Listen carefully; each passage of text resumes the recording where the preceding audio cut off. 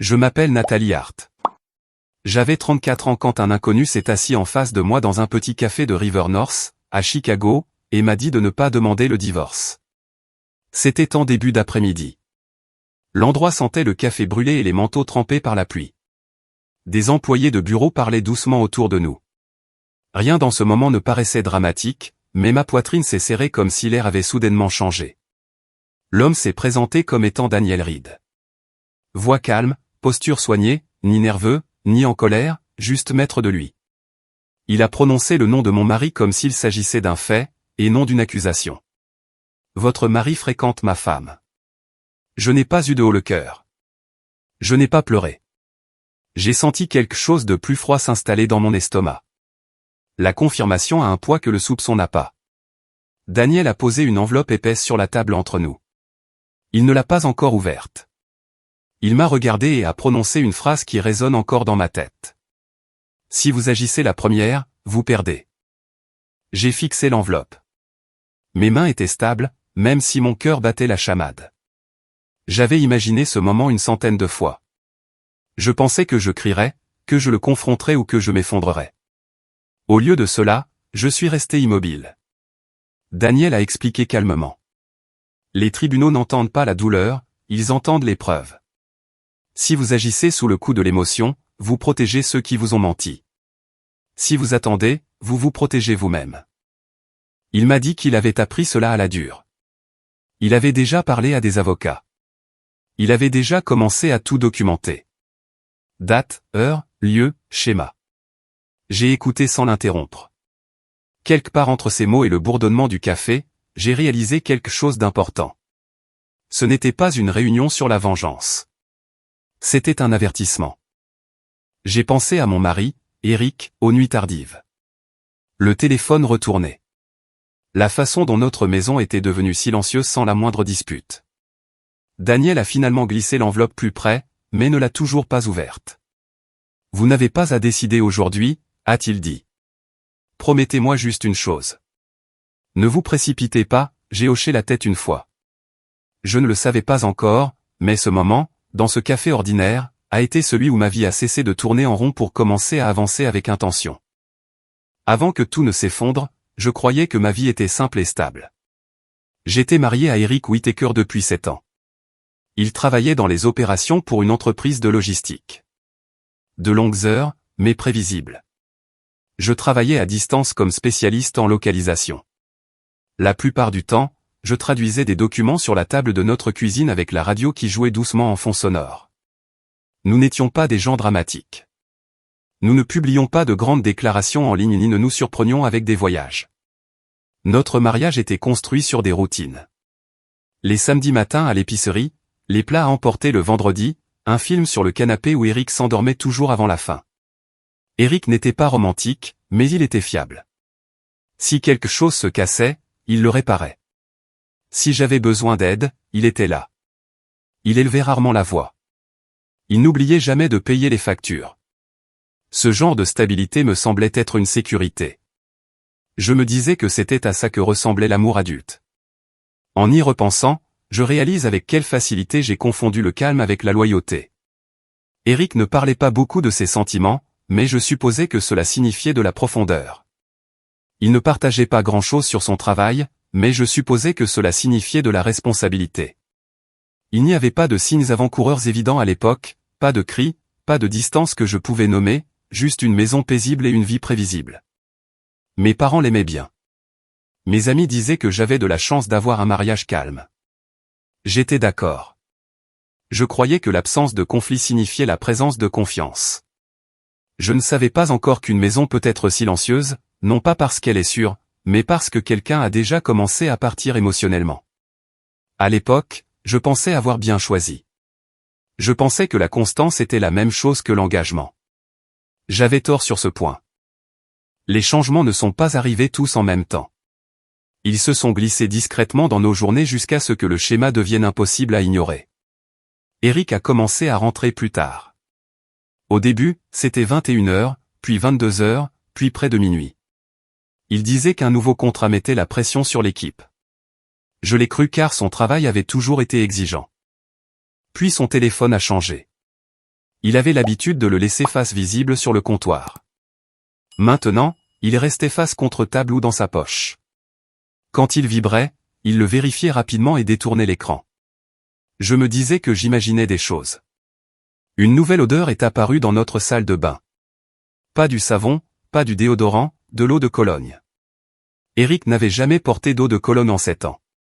Quand je lui ai demandé, il a haussé les épaules et a dit que quelqu'un au travail lui avait donné un échantillon. Ses vêtements ont changé aussi.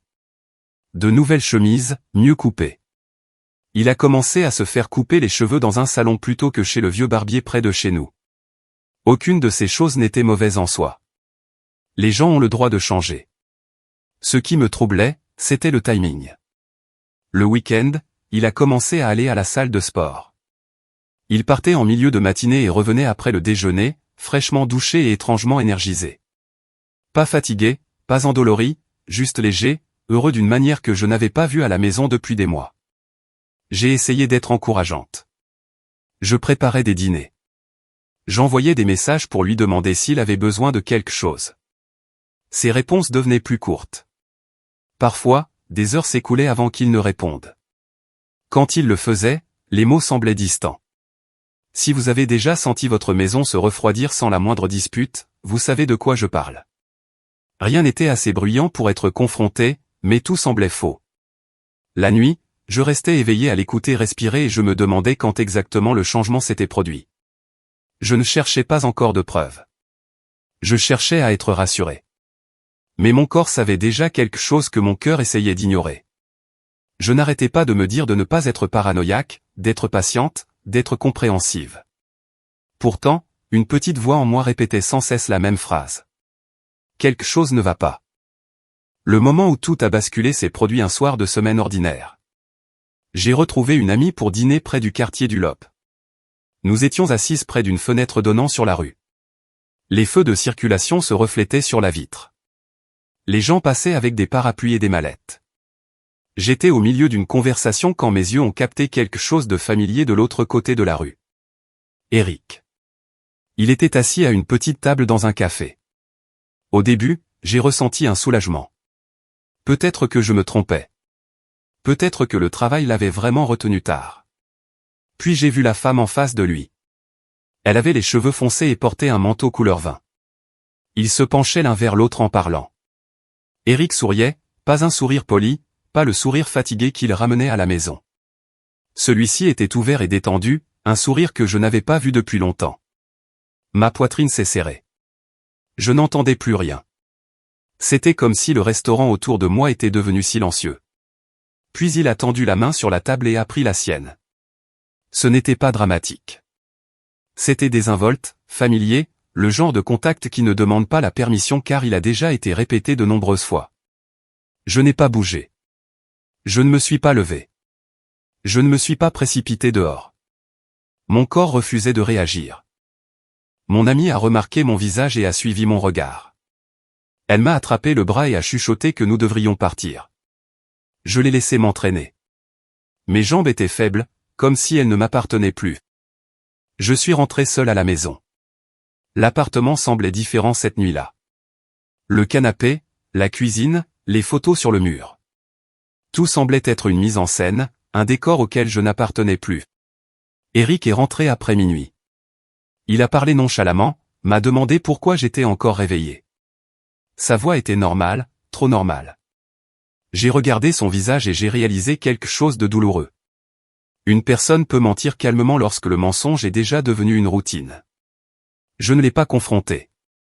J'ai posé une question douce sur son travail. Il a répondu sans hésiter et est entré dans la salle de bain. Je me suis assise sur le canapé, écoutant l'eau de la douche couler, et j'ai pris une décision. Je ne réagirai pas. Pas encore. Parce qu'une fois que l'on voit la vérité, on ne peut plus l'ignorer.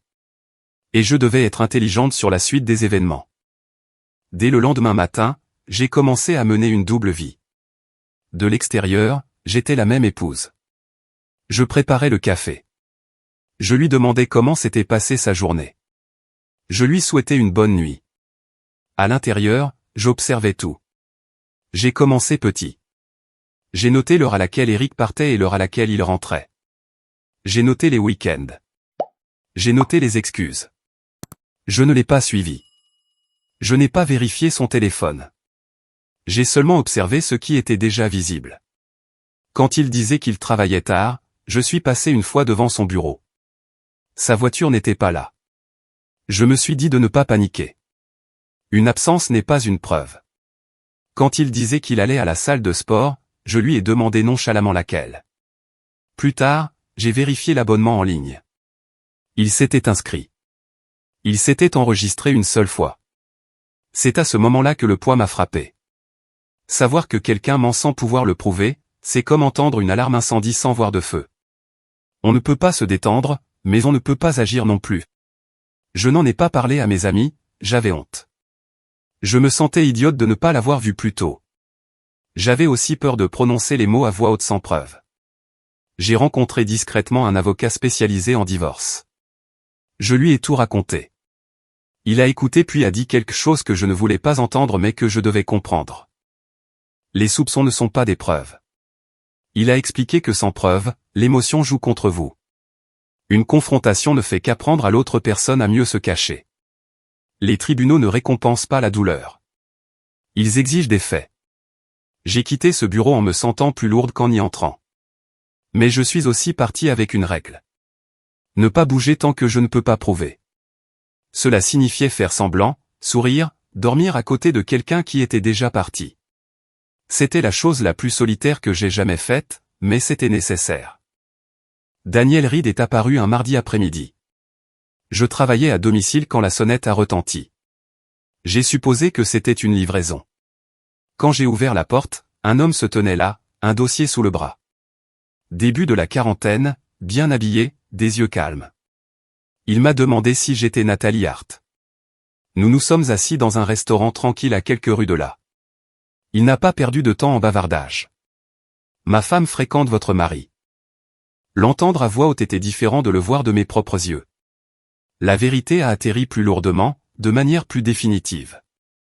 Daniel m'a dit que sa femme s'appelait Brooke Lancaster. Il a dit que l'aventure avait commencé des mois auparavant. Nuit tardive, week-end en voyage, le même schéma que j'avais vécu. Puis il a ouvert le dossier. À l'intérieur se trouvaient des photographies. Eric et Brooke au restaurant, marchant ensemble, entrant dans un cinéma, se tenant proches dans un parking. Chaque photo était légendée avec une date et un lieu. Je l'ai reconnu immédiatement. Le manteau couleur vin, la même femme du café. Daniel a expliqué qu'il avait engagé un professionnel après que ses soupçons soient devenus impossibles à ignorer. Il a tout documenté méthodiquement.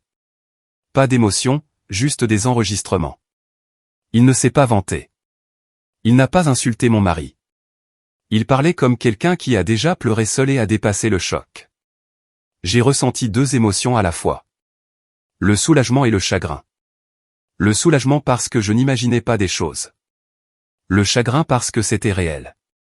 Daniel a fait glisser une clé USB sur la table. Vous en aurez besoin si vous décidez de vous protéger, a-t-il dit.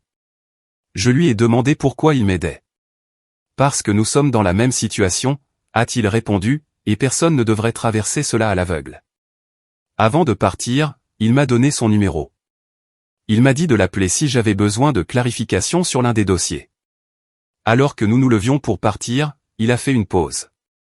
Je vous recontacterai, a-t-il dit. Il y a quelque chose d'important dont nous devons discuter. 3 jours plus tard, il a appelé. Cette fois, sa voix était plus délibérée. Il a dit qu'il avait un plan. Nous nous sommes retrouvés au même café de River North. Daniel était déjà là quand je suis arrivé. Il ne s'est pas levé pour m'accueillir. Il a attendu que je m'assoie. Ce n'est qu'à ce moment-là qu'il a attrapé une mallette noire et rigide sous la table et l'a posée sur la chaise vide à côté de lui. Le son qu'elle a fait en touchant le sol était sourd et lourd. Il ne l'a pas ouverte tout de suite. Avant de vous montrer ça, a dit Daniel, j'ai besoin que vous compreniez quelque chose. Il ne s'agit pas de vengeance. Il s'agit de timing. Puis il a ouvert la mallette. À l'intérieur se trouvaient des liasses de billets de banque, soigneusement attachés. Je n'ai pas eu besoin de compter pour savoir que c'était une somme importante. Mon souffle s'est coupé malgré moi. Daniel m'a regardé droit dans les yeux. Je vous demande de ne pas demander le divorce pour l'instant. Ma première réaction a été la colère. Cela me semblait mal. J'avais l'impression d'être acheté. Je lui ai immédiatement dit que je n'étais pas à vendre. Il a hoché la tête comme s'il s'attendait à cette réponse. Je sais, a-t-il dit. C'est pourquoi ce n'est pas un pot de vin. C'est une compensation pour votre endurance. Il a expliqué lentement. Si je demandais le divorce maintenant, Eric paniquerait. La panique atteindrait Brooke. Il couperait le contact, détruirait les preuves, réécrirait leur histoire. Ce qui semblait clair maintenant deviendrait flou au tribunal. Attendre ferait le contraire. Les schémas s'approfondiraient. Les preuves se multiplieraient. Les excuses disparaîtraient. Daniel m'a dit qu'il prévoyait d'attendre encore 3 mois. Pendant ce temps, il continuerait à tout documenter légalement et soigneusement. Il m'a demandé de ne faire qu'une seule chose. Ne pas bouger la première. Pas de messages émotionnels, pas de confrontation, pas de changement soudain, seulement un comportement normal et le partage d'informations déjà existantes. Seulement les faits. Je lui ai demandé pourquoi il avait besoin de moi spécifiquement. Parce que si vous agissez la première, votre mari préviendra ma femme, a-t-il dit, et tout ce que j'ai construit s'effondrera. Le poids de cette révélation s'est abattu sur moi. Nos situations étaient liées. Un faux pas de l'un de nous deux protégerait les personnes qui nous avaient trahis. J'ai de nouveau regardé la mallette. 3 mois me semblaient insupportables. Vivre dans la même maison, agir normalement, porter ce savoir seul. Daniel a fermé la mallette et l'a glissée vers moi. Cet argent n'achète pas votre silence, a-t-il dit. Il vous achète de l'espace, du temps pour penser clairement au lieu de réagir sous le coup de la douleur. Je ne l'ai pas touché pendant un long moment. Puis j'ai hoché la tête. J'ai accepté d'attendre. Non pas à cause de l'argent, mais parce que je voulais terminer cela de la bonne manière, avec des preuves au lieu de la rage, avec de la dignité au lieu du chaos. J'ai ramené la mallette à la maison ce jour-là, sentant son poids dans mes mains, non pas le poids de l'argent, mais le poids d'une décision qui allait tout changer. Les semaines suivantes ont exigé une sorte de discipline que je ne me connaissais pas. Rien dans ma routine n'a changé. Je préparais toujours le petit déjeuner. Je posais toujours des questions neutres. Je souhaitais toujours une bonne journée à Eric. De l'extérieur, notre mariage semblait intact. À l'intérieur, je documentais. Daniel et moi nous sommes mis d'accord sur des règles strictes. Pas de messages émotionnels, pas d'opinions, seulement des faits, des dates, des heures, des lieux. Si cela ne pouvait pas être prouvé, ce n'était pas partagé. Quand Eric disait qu'il avait des réunions tardives, Daniel confirmait que Brooke quittait son bureau à la même heure. Quand Eric disait qu'il voyageait pour le travail, Daniel vérifiait discrètement les vols. Les schémas ont commencé à se superposer de manière trop parfaite pour être une coïncidence. J'ai trouvé le bail de l'appartement par accident en cherchant une facture de service public. Evanston, 2 chambres. Eric était le seul signataire. Le bail datait de plusieurs semaines avant son excuse sur le stress au travail. J'ai pris des photos de chaque page et j'ai remis les documents exactement là où ils étaient. Daniel m'a dit que j'avais fait ce qu'il fallait. Les preuves n'ont d'importance que si elles sont propres. Pas de scène, pas d'accusation, pas d'empreinte numérique qui pourrait être remise en question. Nous avons traité cela comme un audit. Chaque réunion était consignée. Chaque nuit passée à l'extérieur était enregistrée. Chaque localisation partagée renforçait le dossier. Eric est devenu plus détendu à la maison. Sa garde a baissé. Il croyait avoir réussi à diviser sa vie en compartiments séparés. C'est l'erreur que font les gens lorsqu'ils mentent assez longtemps. Ils commencent à croire qu'ils ont le contrôle. Un soir, il a mentionné un court voyage d'affaires en Floride, à Tampa, pour 3 jours. J'ai souri et lui ai souhaité un bon vol. Daniel a confirmé que Brooke avait réservé les mêmes dates. C'est à ce moment-là que j'ai compris quelque chose d'important. Le silence n'est pas une faiblesse quand il est choisi. Parfois, le silence est une préparation, et la préparation est un pouvoir. Au moment où Eric est revenu de ce voyage, je n'attendais plus de preuves. Je les organisais. Ce qui allait suivre mettrait fin à tout. Pas bruyamment, pas émotionnellement, mais complètement. Eric est revenu de Floride, détendu et insouciant. Il a apporté un petit cadeau de l'aéroport et a dit que les réunions avaient été épuisantes. Je l'ai remercié et j'ai posé la boîte sur le comptoir. Mon visage n'a pas changé. À l'intérieur, Je savais déjà où il avait séjourné et qui avait dormi à ses côtés. Daniel avait tout sécurisé. Les heures d'entrée à l'hôtel, les repas partagés, des photos de marchant ensemble comme un couple n'ayant rien à cacher. Ce n'était plus seulement une liaison. C'était un schéma de vie partagé. Une semaine plus tard, Eric m'a annoncé quelque chose de nouveau. Il a dit que le trajet le fatiguait, qu'il serait peut-être judicieux de louer un petit appartement plus près du travail pendant la semaine. Il l'a dit avec précaution, en observant ma réaction. J'ai hoché la tête et lui ai dit de faire ce qu'il pensait être le mieux. Cette décision a ouvert la dernière porte. Daniel a confirmé que Brooke avait emménagé dans le même appartement.